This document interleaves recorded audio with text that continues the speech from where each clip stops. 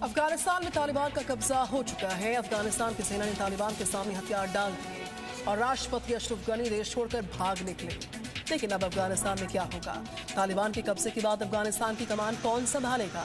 इस सवाल के जवाब में जो नाम सामने आ रहे हैं वो है तालिबान की बड़ी नेता मुल्ला बरादर का, जो आज 20 साल के बाद अफगानिस्तान पहुंचा। माना जा रहा है कि मुल्ला बरादर ही अफगानिस्तान का अगला राष्ट्रपति होगा।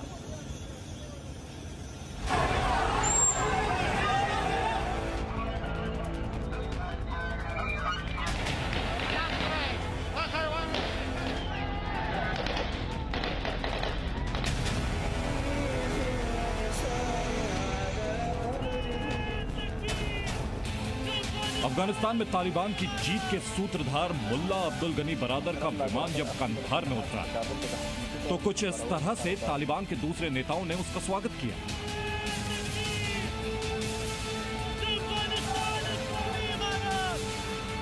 बीस साल बाद तालिबान के सह संस्थापक और अपने बड़े नेता को अफगानिस्तान की जमीन पर देखकर तालिबानियों का जोश हाई था। जमकर नारेबाजी हुई। एक विजेता की तरह मुल्ला बरादर का स्वागत किया गया। बरादर की अफगानिस्तान में वापसी के बाद अब तालिबान आगे की रणनीति बनाएगा।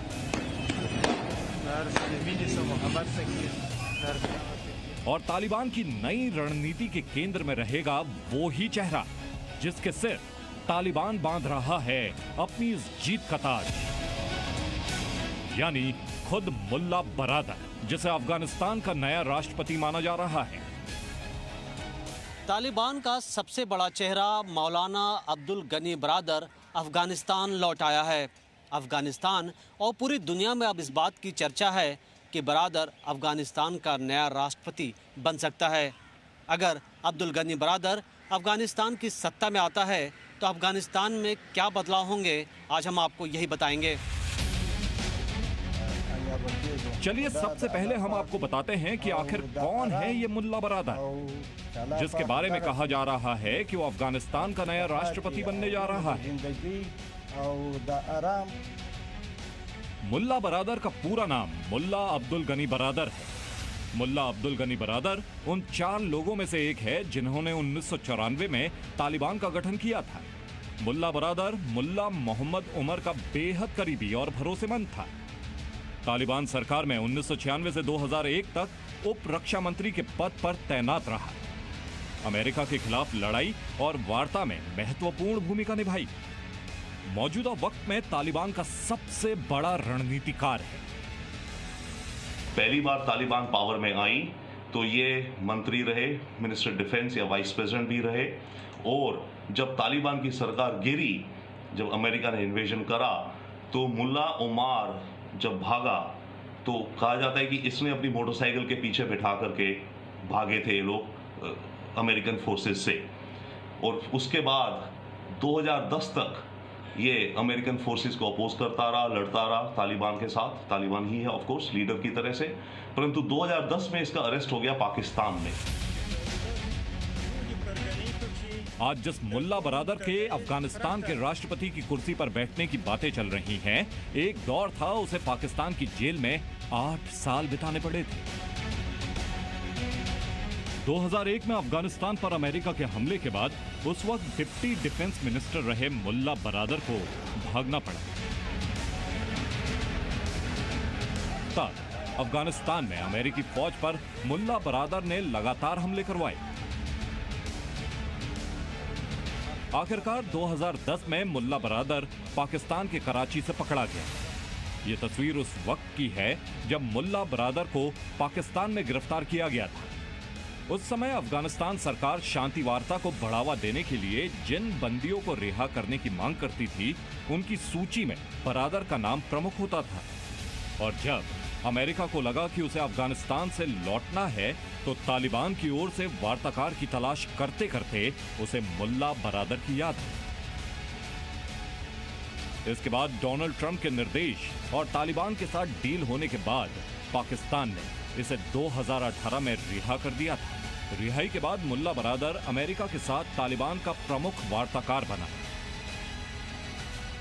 तालिबान के अंदर मुल्ला बिरादर की ताकत को आप इस तरीके से समझ सकते हैं कि चाहे अमेरिका हो या फिर चीन या फिर दुनिया का कोई दूसरा देश, जब भी तालिबान को बड़े फैसले लेने होते हैं उस बातचीत की अगुवाई मुल्ला बिरादर ही करता है। मुल्ला बिरादर के दुनिया के कई देशों के नेताओं के साथ अच्छे संबंध हैं। मुल्ला बिरादर के कद को समझने के लिए इन दो तस्वीरों को भी देखिए। पहली तस्वीर अमेरिका और तालिबान के बीच हुई वार्ता की है, जहां आपको मुल्ला बिरादर अमेरिका के पूर्व विदेश मंत्री माइक पॉम्पियो के साथ नजर आ रहा है। वहीं दूसरी तस्वीर जुलाई 2021 की है, जब मुल्ला बिरादर की अगुवाई में तालिबानी प्रतिनिधि मंडल ने चीन के विदेश मंत्री वांग यी से मुलाकात की थी। यानी तालिबान के सबसे बड़े फैसलों में मुल्ला बिरादर महत्वपूर्ण भूमिका निभाता है और यही वजह है अफगानिस्तान में तालिबान की वापसी के बाद मुल्ला बिरादर नए राष्ट्रपति की कुर्सी का सबसे बड़ा दावेदार है।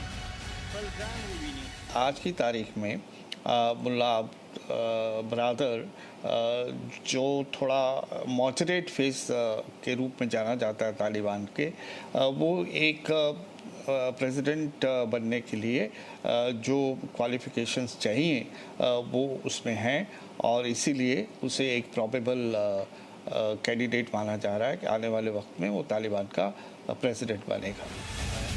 फिलहाल अब्दुल गनी बिरादर अफगानिस्तान में 20 साल से चल रहे युद्ध का निर्विवाद विजेता बनकर उभरा है। बिरादर का कद तालिबान के प्रमुख हैबतुल्लाह अखुंदजादा से नीचे है। इसके बावजूद उसे तालिबान का हीरो माना जा रहा है और अफगानिस्तान का नया राष्ट्रपति। काबुल से अनस मलिक के साथ मनीष शुक्ला, जी मीडिया।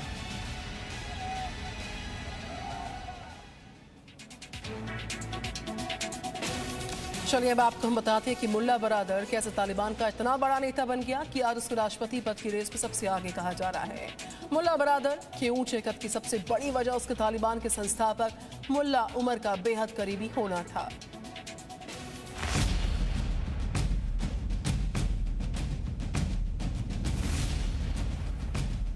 मुल्ला अब्दुल गनी बिरादर तालिबान की अमेरिका पर जीत का नायक बनकर उभरा है।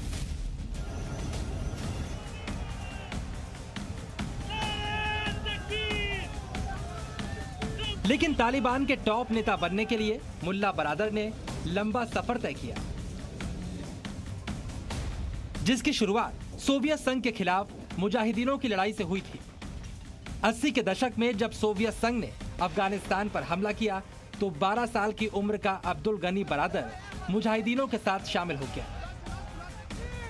अमेरिका की मदद से मुजाहिदीनों ने 1989 में सोवियत संघ को अफगानिस्तान छोड़ने पर मजबूर कर दिया, जिसके बाद वहां के लोकल वॉरलॉर्ड्स के बीच कब्जे को लेकर रस्साकशी शुरू हो गई। इस सब के बीच एक नाम उभर कर सामने आया, अमीर उल मोमिनीन मुल्ला मोहम्मद उमर का, जो बाद में तालिबान का संस्थापक बना। अब आपको समझना होगा कि मुल्ला बिरादर कैसे मुल्ला उमर का करीबी बन गया। दरअसल मुल्ला उमर कंधार के पास एक मदरसे में पढ़ाया करता था। कंधार में ही अब्दुल गनी बिरादर की मुल्ला उमर से मुलाकात हुई। धीरे धीरे बिरादर मुल्ला उमर का खास सलाहकार बन गया। मुल्ला बिरादर और मुल्ला उमर ने साथ मिलकर काबुल पर चढ़ाई की। कुछ ही सालों में पूरे अफगानिस्तान पर तालिबान का कब्जा हो गया।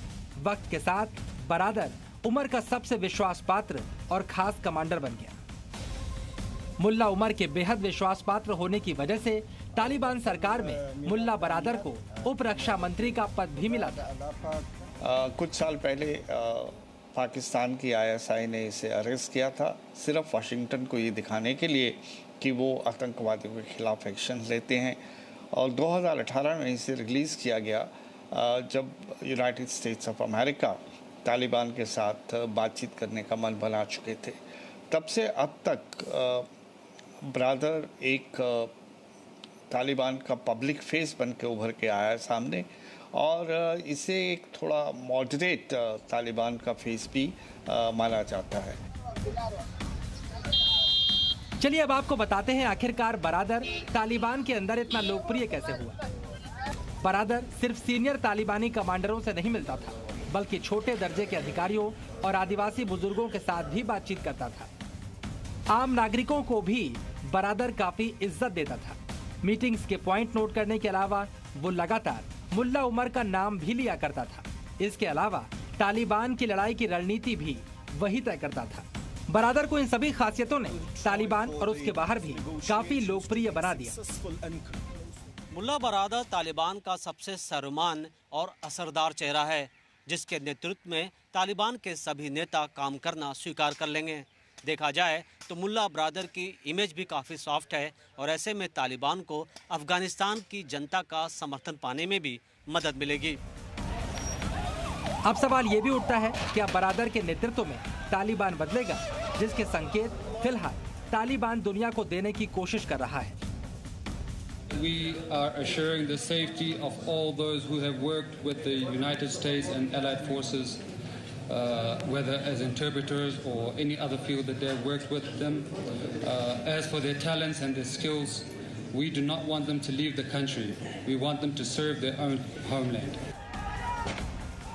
वैसे तालिबान ने यह भी कहा है उसकी मूल विचारधारा नहीं बदलेगी। ऐसे में बरादर के नेतृत्व में तालिबान से बहुत ज्यादा उम्मीदें बेईमानी ही लगती है।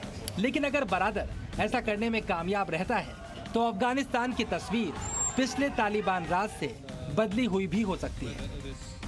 तालिबान एक सिंगल ऑर्गेनाइजेशन नहीं है कि जिसमें टोटल डिसिप्लिन है। इनके जितने भी जिहादी हैं ये वो तो हर एक अपने को चौधरी समझते हैं, वो तो गन लेके चल रहे हैं। उनको जहां मौका मिले वो अपनी दादागिरी मार देंगे। अपने विचार से वो दुनिया चलाना चाहते हैं। तो तालिबान इस बार आएगा, अगर के आ गया तो इसका कुछ हद तक उतना हार्ड लाइन शायद नहीं रहेगा, या इनका शुरू में प्रयास होगा कि ज्यादा हार्ड लाइन ना दिखाए अपना मुक्ता दुनिया को। तो अभी के लिए तो यही प्रोजेक्शन दिखती है। कुल मिलाकर अभी ये तय नहीं क्या मुल्ला बरादर को अफगानिस्तान के नए राष्ट्रपति की कुर्सी मिलने वाली है, लेकिन अगर ऐसा होता है तो भारत की निगाहें भी मुल्ला बरादर के काम करने के तरीके पर टिकी रहेंगी। मनीष शुक्ला के साथ bureau report, ji media. Presenting B News app, available on Google Play and App Store. Download it now.